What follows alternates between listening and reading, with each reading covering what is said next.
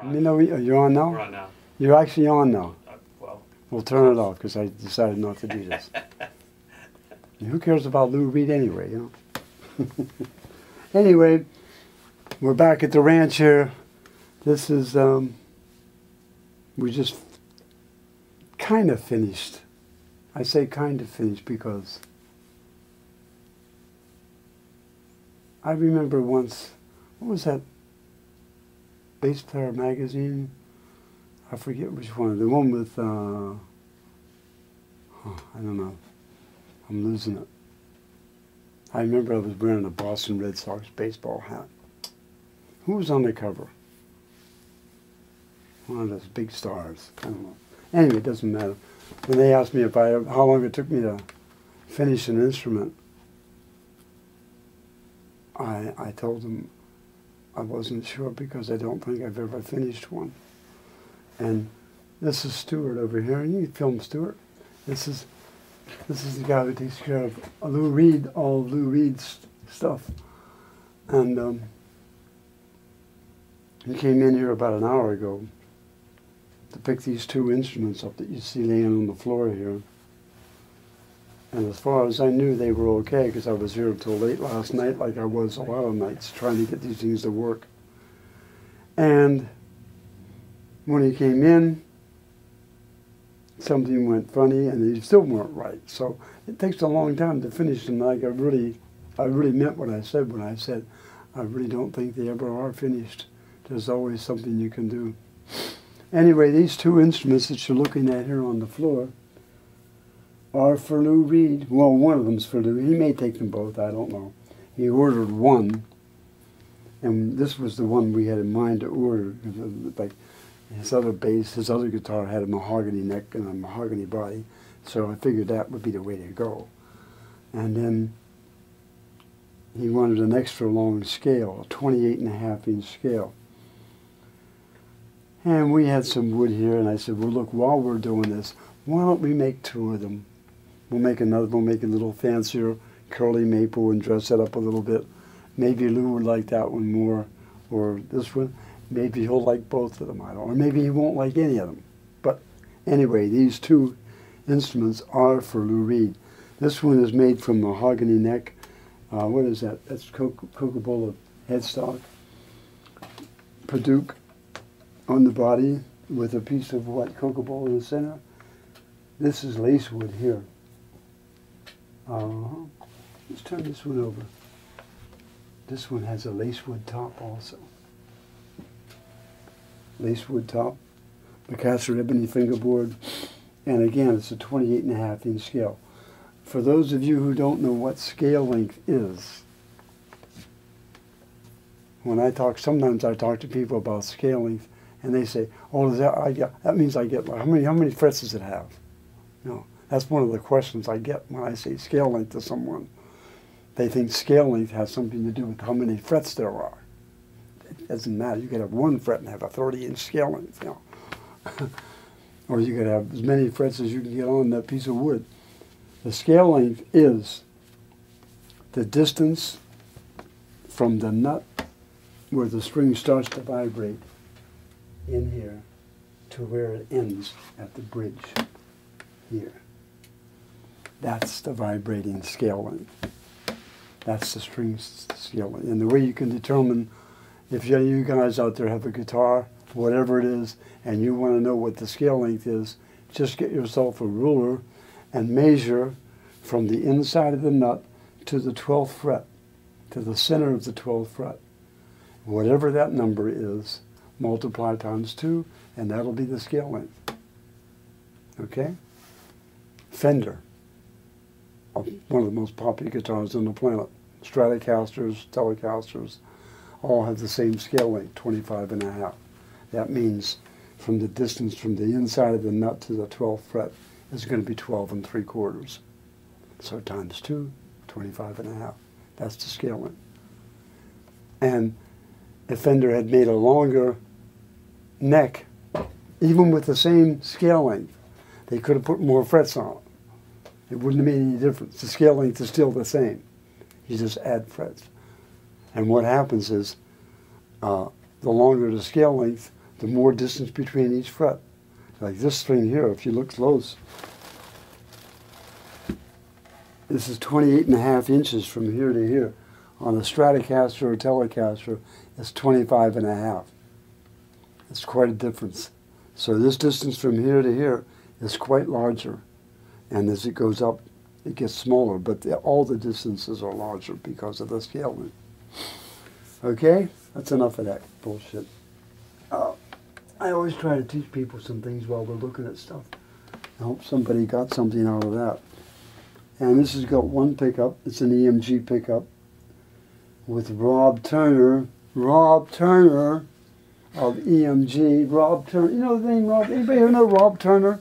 Rob Turner designed this new preamp. I may send the boys out after you after all, Rob.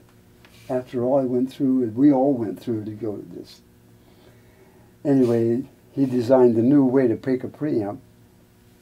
I wish he would have stuck with the old way, but nonetheless, it is working. And then this is the special super duper, I'm going to say Carl Thompson bridge, but quite truthfully, it's a Carl Thompson bridge improved by Mr. Pete Hilton over there. Hey, put the camera on, Pete.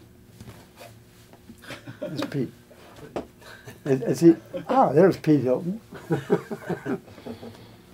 Because a long time ago, when I had my kitchen shop, when I was real sick and that thyroid thing I had way back, and I was in between shops and I had my little bench set up in my kitchen and I was doing work there, somebody brought in a Martin guitar and he was having trouble getting it intonated, which was a pretty standard problem with almost all those flat top guitars, because the bridge is one piece, and unless you have it, you know, intonated by fouling this back or fouling that forward, it's not ever going to be in tune. But at that time I was thinking about a way to do it without disturbing the look of the Martin bridge. And that's when I came up, that was the first time I did this bridge. And the way I did it was pretty crude. It was in my kitchen, and I had some friends of mine over in Sunset Park here in Brooklyn who had a woodworking shop, and they helped me with some of the machining, making the grooves in here for me. I just couldn't do that in my kitchen. But, you know, I made that bridge, and my thought at the time was to make an adjustable bridge with no adjustments, which is pretty absurd when you think about it, you know. Make something with adjustments, make something adjustable with no adjustments. And what I meant by that was trying to do something where you didn't have to reach for a wrench or a spring or a screwdriver.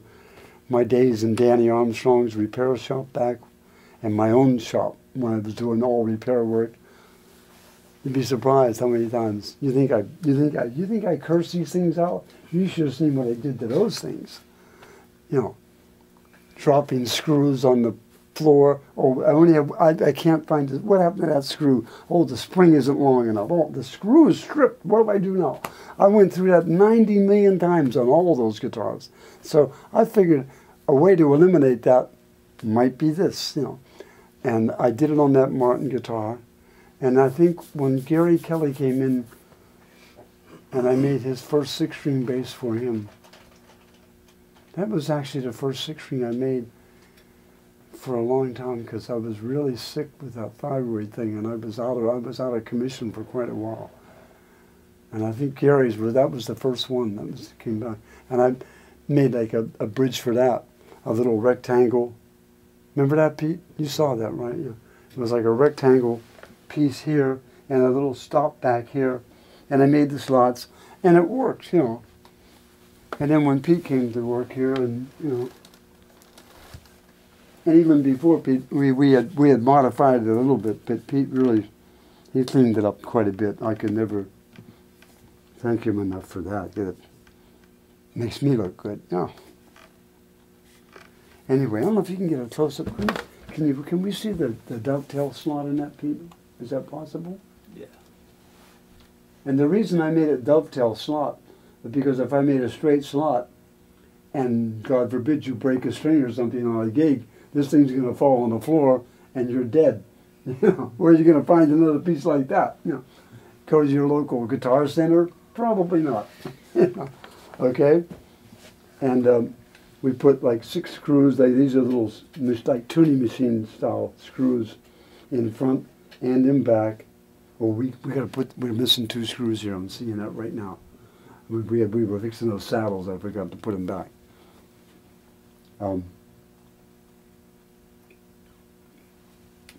And, you know, if you want to make it sharp, you just push this forward. And if you want to make it flat, you push it back. No screws, no springs, no nothing.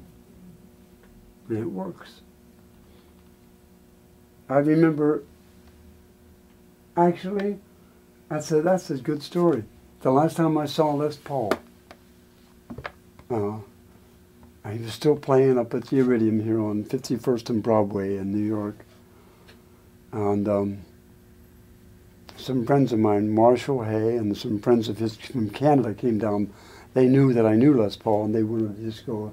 They said they'll treat me and my wife to dinner and all, and we went up there with them. And I went backstage to see Les after his first show, and well, I won't tell you everything. That was me and Les, some stuff. But other than that, little stuff that we went through, I didn't mean to. I just had my bag, and I had some pictures of that guitar, the other guitar with that bridge on it. I just happened to have, wasn't even thinking about doing that. I just happened to have them, you know. And I told Les, I says, and I even said, I says, you know, he says, Carl, you still building? He says, what are you doing? I said, oh yeah, I'm still doing it. He's all good for you, kid. That's nice. You're still doing it. I said, oh yeah. He said, you're still playing too? I said, oh yeah, I'm still doing it. I'm going to do what you do, Les. I'm just going to keep on doing it until I can't do it anymore, you know, whatever, you know. And he did too. That's one thing about Les, man. He was up there playing all the time, you know. He didn't have the chops he had when I first met him or when I was a kid listening to him back in the 50s. I met Les the first year I came to New York, 1967, when I was working in Danny's shop. It was only a couple weeks. And Les came in. And I told Eddie Deal, one of the guys that worked there, I said, that's Les Paul. He said, yeah, he comes in all the time. I said, wow, that's really cool. So I got to meet Les right away and got to play with him and exchange some stories. And nice man.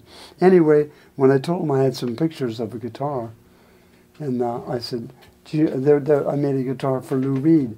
I said, do you know Lou Reed, Les? He said, oh yeah, Lou Reed, Walk on the Wild Side. Yeah, I know Lou. I knew who he was. His son was there too, and he says, yeah, he doesn't miss much, Carl. And I was explaining to him about the bridge, and I said, you know, and I made a dovetail slot, and before I could even go any further, he says, yeah, in case somebody breaks the string, you don't want it to fall. He went, you know, he was right on top of it. He knew exactly what I was doing, yeah. He's a nice man, and a great musician. Anyway, when I showed him the pictures,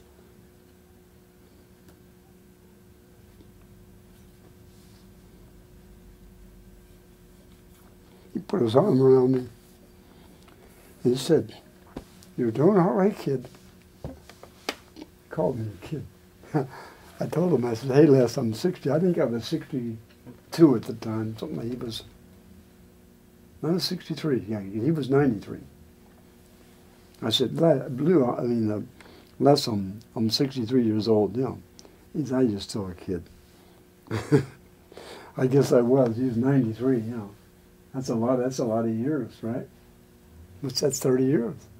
Yeah, that's a lot. But I remembered all those records he did back in the 50s. Wow, what a great musician.